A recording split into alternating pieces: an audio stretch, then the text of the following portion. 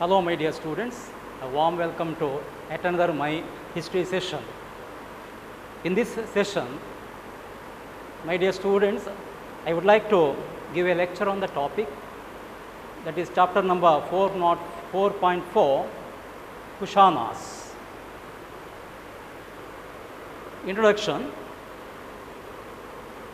After the fall of the Mauryas and the beginning of the Guptas, at about say 500 years, right from 200 BC to 500 CE, in North India, no authoritative political rule was there. Petty principalities like Shungas and monarchs like Mokkaris, Yaudayas, etc. were ruling, and there was no political unity. So, until the coming of or the advent of the Guptas in 300 CE, the political scenario of North India was not conducive. At that time, the foreigners like the Bactrians, Parthians, Shakas, Kshatrapas and Punas, and also the Kushanas, one after another, they invaded North India. Among these foreigners, the Kushanas, my dear students, they got settled on the Indo-Gangetic or Sindhu Valley region, and they established a very strong empire of India for about say 200 years. Now, in this chapter, we are studying the Kushanas, their contributions.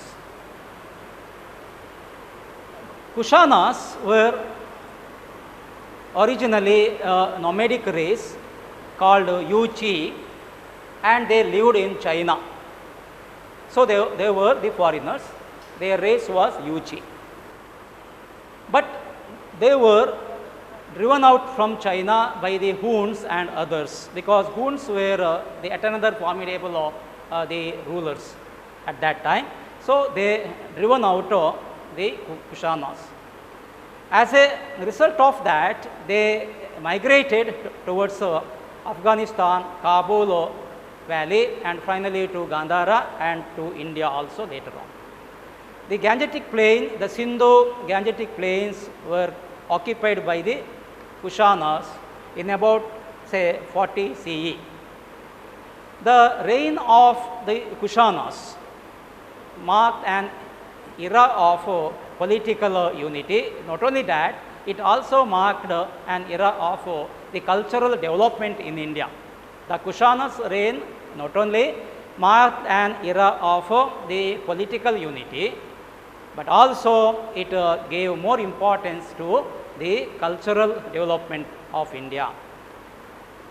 This is because during the time of the Kushanas, particularly under Kanishka, the greatest ruler of the Kushanas, the third greatest ruler, when he was ruling, he gave importance to Buddhism, Mahayana form of the Buddhism, and so many number of measures were taken up by him to revive the Buddhism. At the same time, the Gandhara art also came into being.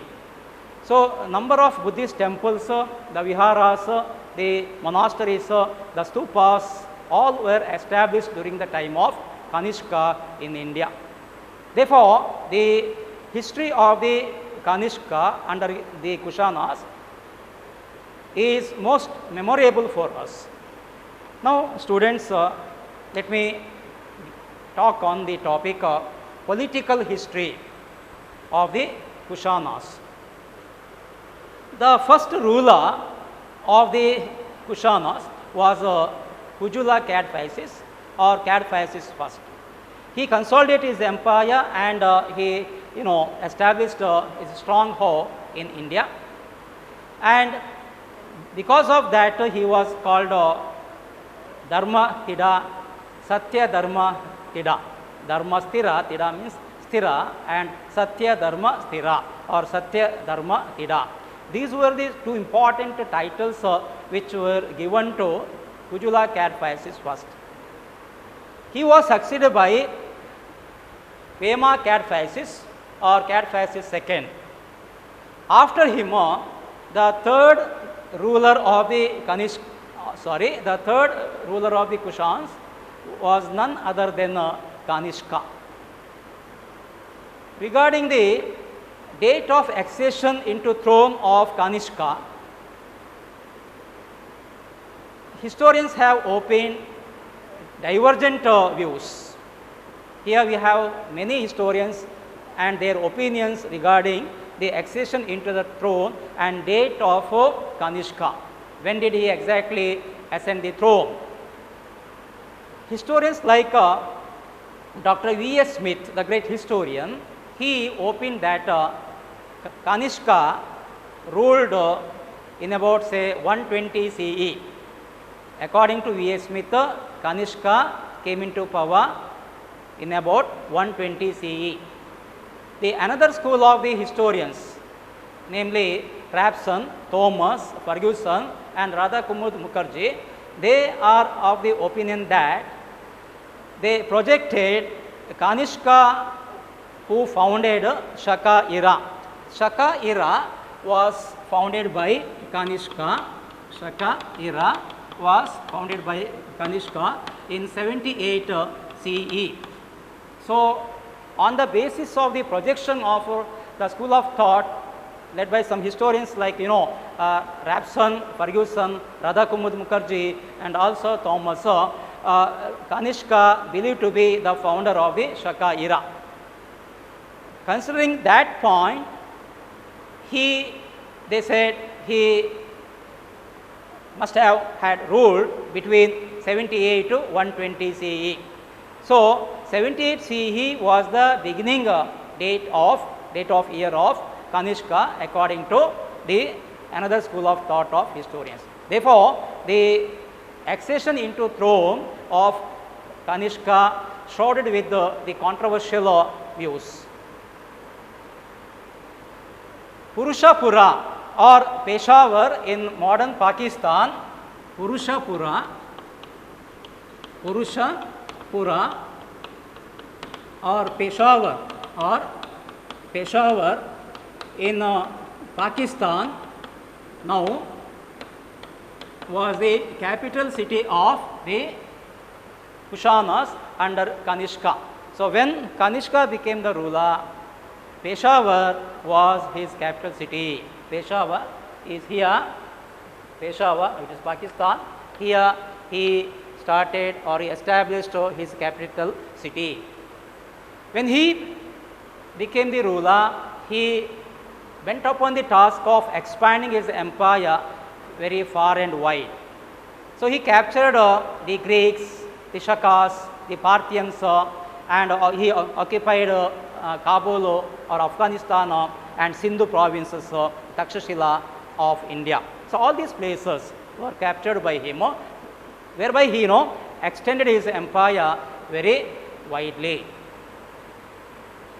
Now, his conquests, when he became or when he sat on the throne, Kanishka, he cast his eyes over Kashmir of India. So, he led an expedition over Kashmir and captured Kashmir, where he believed to have established a number of monuments and also a very magnificent city called Kanishpura or Kanishpura. A new city was built now in Srinagar of Kashmir. So, Kanishpura, in his own name, he got established a city popularly called as Kanishpura or Kanispura. After his conquest over Kashmir, he went to Magadha and he fought against the then ruler of the Magadhan Empire. But he claimed to captured Magadha. Historians have argued that Kanishka, he captured entire Magadhan province.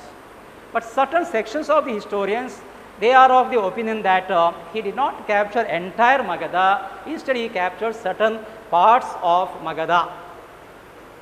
When he was in Magadha, he met a great Buddhist monk, Ashwagosha. Ashwagosha Ashwagosha, the greatest monk. He met him and he brought him back to Peshawar.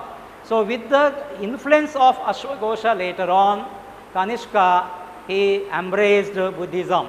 The person who was responsible in accepting or embracing the Buddhism was none other than Ashwagosha, the greatest Buddhist scholar. After Magadhan conquest, Kanishka cast his eyes over Shaka and Satrapas in North India. Shaka and Satrapas of Punjab, Mathura and Takshashila region, right? So they were very powerful, very formidable rulers, and our Kanishka fought against them. And he was able to defeat Shaka Satrapas. Their ruler, one ruler called Chasta, the Shaka ruler Chasta was defeated by Kanishka. After occupying Shaka and Satrapa or Punjab, Mathura regions, he then turned his attention towards China, his own homeland. He cast his eyes over China. Well, when Vema Cadphises was ruling, the second ruler of the Kushanas, when he was ruling, he fought a war with the Pancho, the general of the Chinese Empire. He was very strong enough to fight against Kushanas under Vema Cadphises.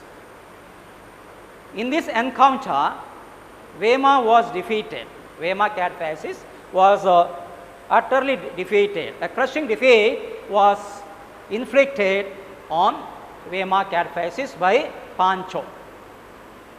As a result of that, an agreement was signed, and according to which now Kushanas were required to give annual tribute to the Chinese. But when Vema was succeeded by Kanishka, being the third king of the Kushanas, he thought of stopping paying any sort of annual tribute to the Chinese.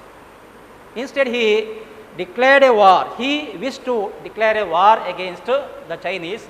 At that time also, his contemporary Chinese general was Pancho, one who had his war with the Vema Cadphises.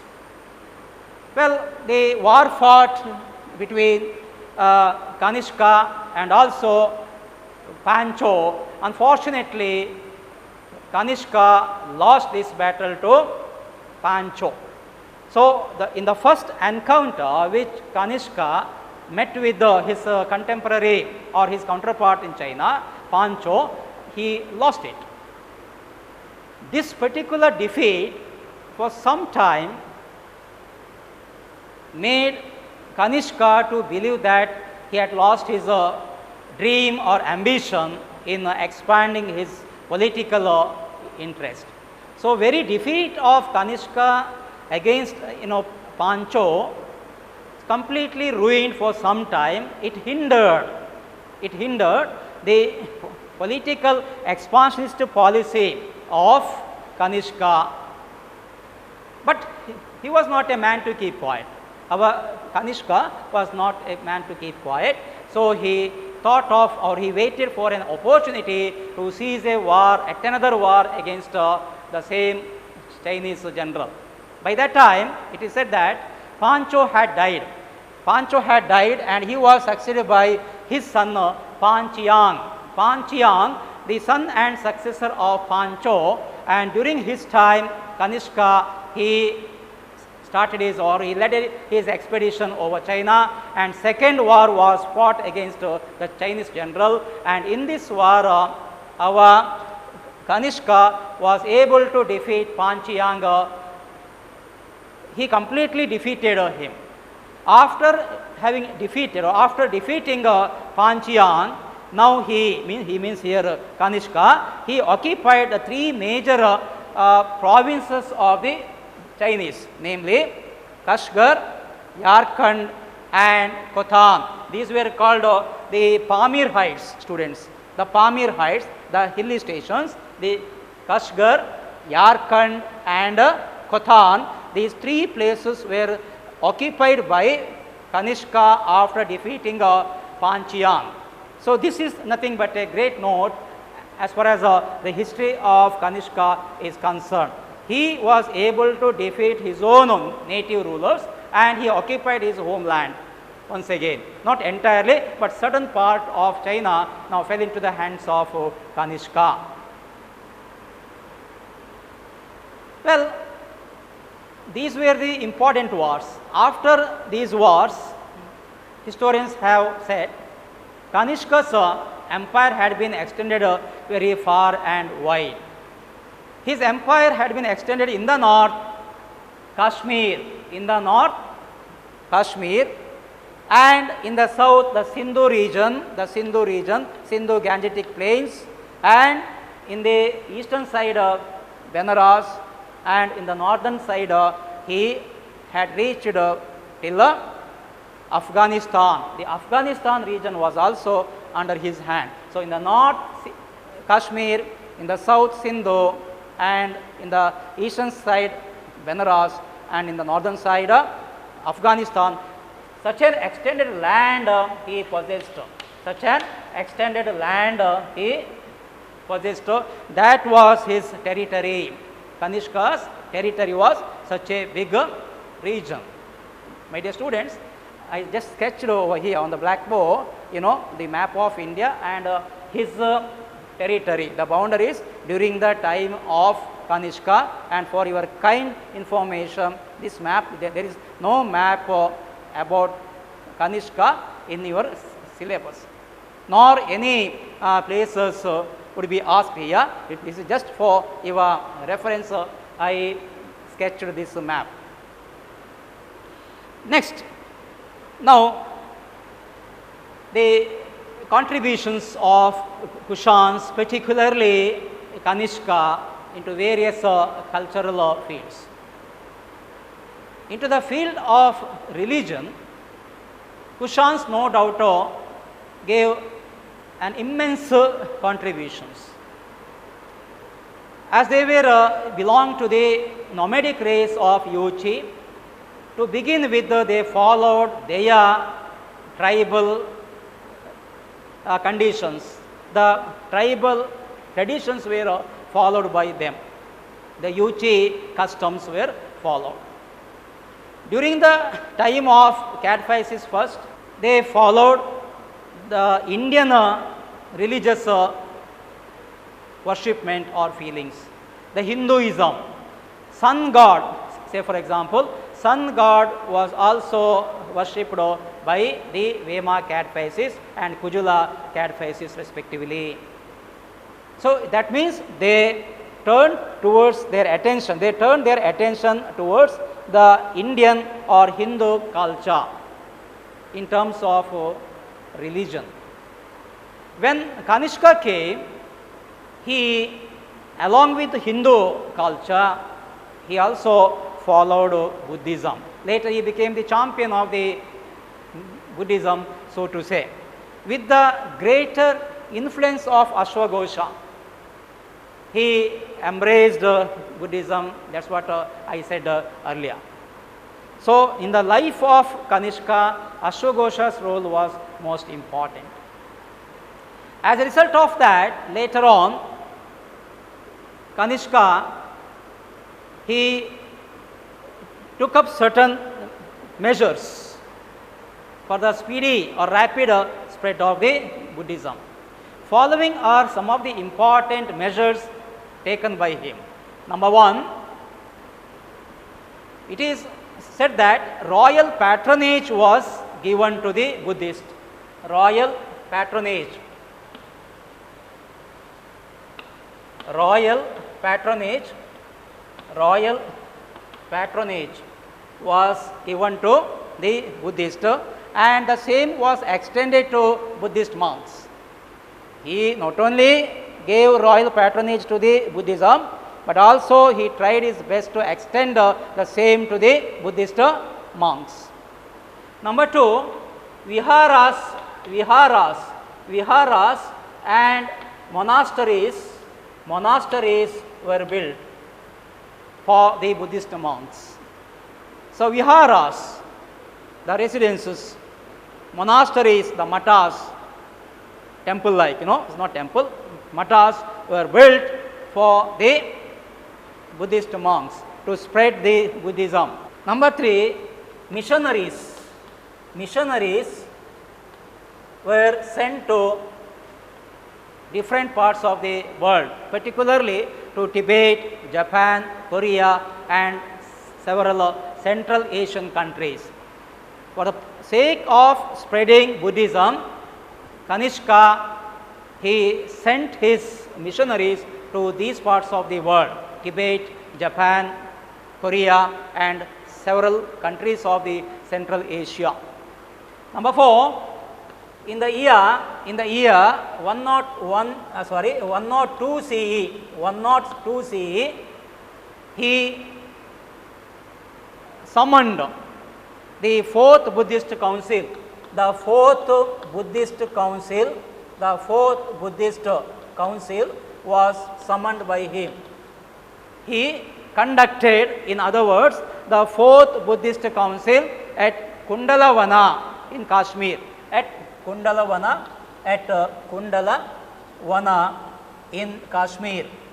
So this is most important, being one of the important measures taken up by him. In the year 102 CE, Kanishka, he conducted or he summoned the fourth Buddhist council in Kundalavana. Vasumitra, another important Buddhist monk, Vasumitra, he presided over it. The purpose of conducting the fourth Buddhist council was to settle the disputes existed between the Buddhist monks, or there were two groups. In fact, the fourth Buddhist council, which was summoned by Kanishka, paved the way for later on the clear rift within Buddhism, namely Hinayana and Mahayana form of Buddhism. Hinayana and Mahayana form of Buddhism. So these two rift or these two divisions originated during the time of the fourth Buddhist council. To settle the disputes between these different two categories, the fourth Buddhist council was conducted by him. And during this time only, the three Pitakas of Buddhism, namely Sutta Pitaka, Vinaya Pitaka and Abhidhamma Pitaka were, on that three Pitakas, the commentaries were written. The commentaries were written on three baskets, three Pitakas of Buddhism. Later, these were brought in the book form called Mahavibhashas. Mahavibhashas were also compiled to give a new note for these three Pitakas. And Mahavibhashas is said to be one of the highest authoritative book of the Buddhist. Mahavibhashas said to be one of the most important books of the Buddhist. So all these activities were done during the time of the fourth Buddhist council, which was conducted or summoned by our Kanishka. So these were four important measures taken by him. You have the question, students.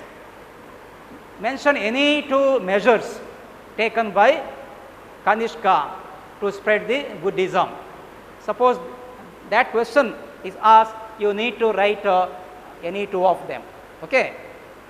Then also you have, when and why did the fourth Buddhist council held? Or when was? That was held in the year 102 CE in Kundalavana, Kashmir. The reason, the purpose of conducting the fourth Buddhist council was to settle the dispute existed between the Buddhist monks then. Next important point here is, yes, after all having done all these measures, Kanishka has been considered by some historians, has been called by some historians as second Ashoka. So, second Ashoka was the another title or name given to Kanishka by some historians. Though this title is not fair or not fair, here they compared, they compared Kanishka with that of Ashoka the Great, the Mauryan king. They compared in terms of the contributions of Kanishka in spreading Buddhism.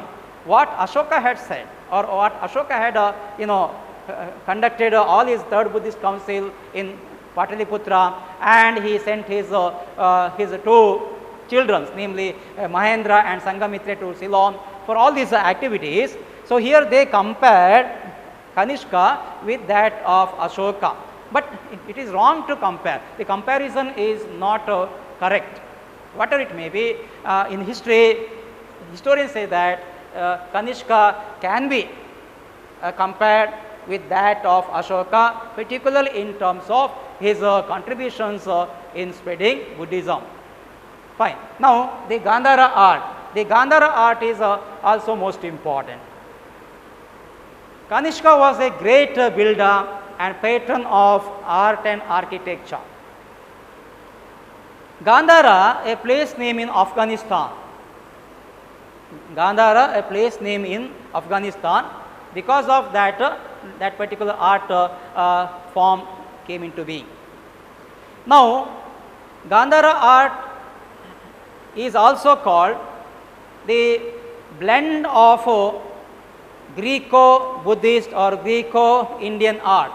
The Greco-Buddhist art, the blend or the mixture of the Greco and the Buddhist. Buddhist means Indian and Greco art. So, this is mainly because of the cultural contributions what had been in force or established during that time between the Greeks and the Indians. So, Greco-Buddhist or Greco-Indian art, or a blend or agglomeration, in other words, came into being.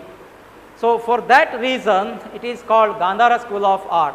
Gandhara school of art actually started by the Greeks, Bactrians, and also later on Kushans.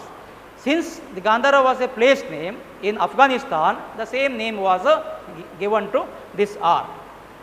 Following are some of the important characteristics of the Gandhara school of art. The following are some of the important characteristics of Gandhara art.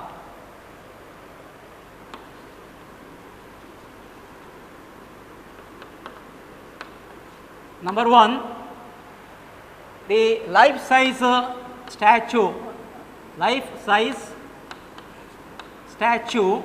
of Buddha. Statue of Buddha were built under the Gandhara school of art. The life-size art of Buddha, statue of Buddha were built. Until then, the symbols of the Buddhist or Buddhism, namely lotus, umbrella, were worshipped. Lotus, umbrella. But when the Gandhara form of art came, the life-size statues of Buddha were carved, or they depicted it. Number two, here while carving the Gandhara school of art, the utmost care was given to symmetric of the body, including muscles and mustache, where extra given importance here in a very realistic manner. While carving the Gandhara school of art, while depicting the Buddha's statue, the importance was given here, the utmost care was given or taken the symmetric of the body, including muscles and the mustache of Buddha. Number three, Polishing, polishing also most important here.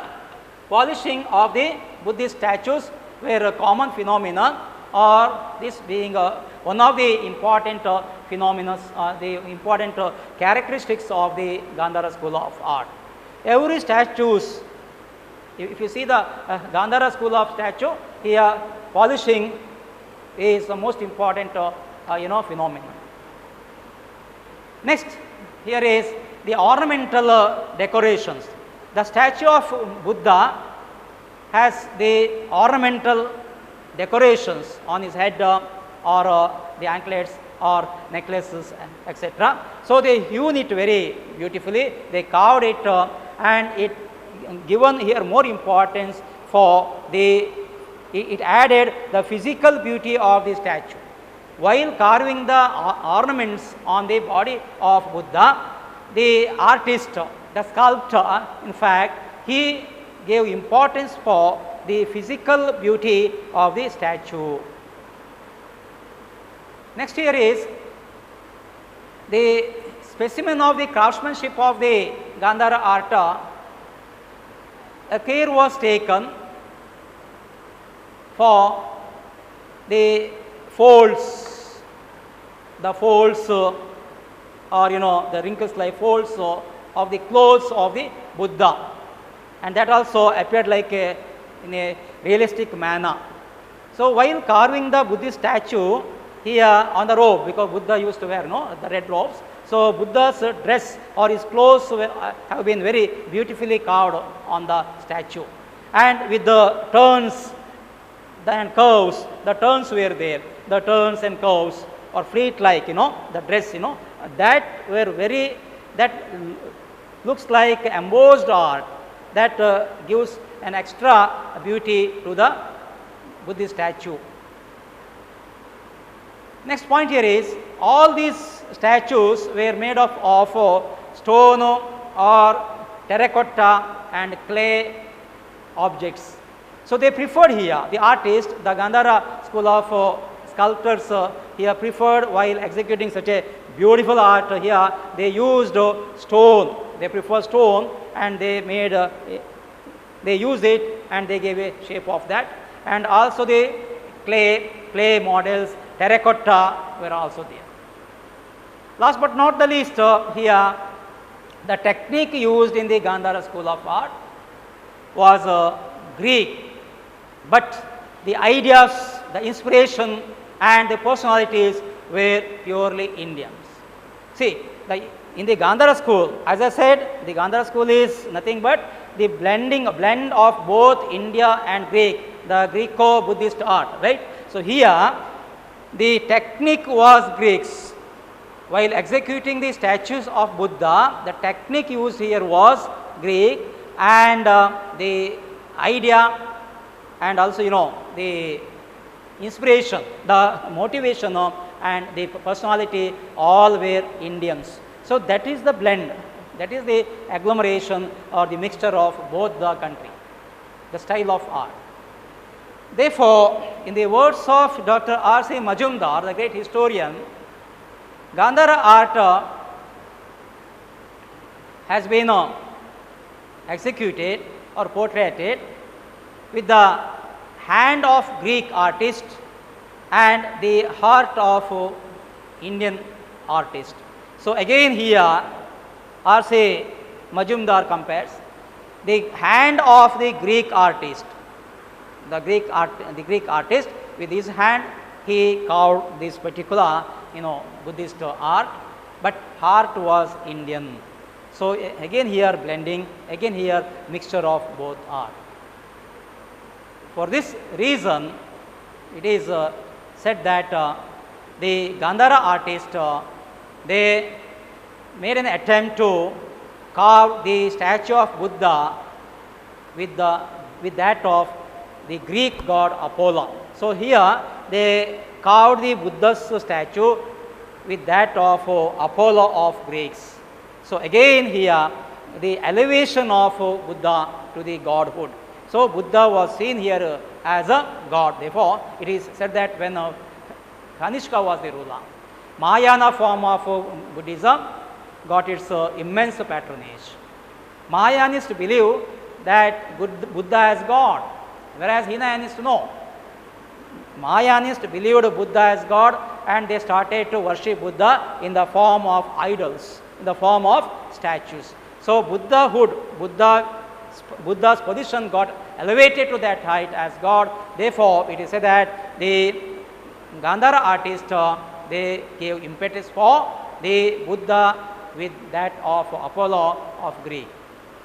Now, let me conclude by saying that, my dear students, the Kushanas undoubtedly played a very significant role in the cultural history of India, particularly in the history of the Buddhist art or their religion.